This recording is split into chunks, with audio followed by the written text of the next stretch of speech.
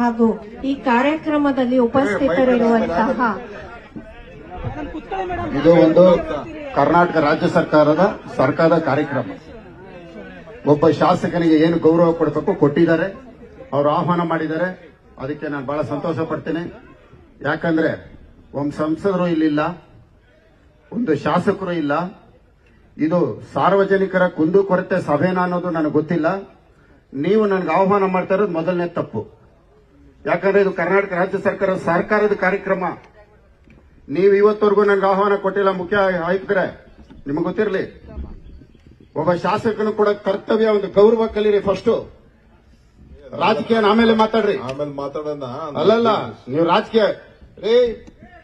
ಒಬ್ಬ MP photo ಇಲ್ಲ, ಒಂದು ಎಂಪಿ ಫೋಟೋ ಇಲ್ಲ, ಒಂದು ಎಂಪಿ ಫೋಟೋ ಇಲ್ಲ, ಒಂದು ಎಂಪಿ ಫೋಟೋ ಇಲ್ಲ.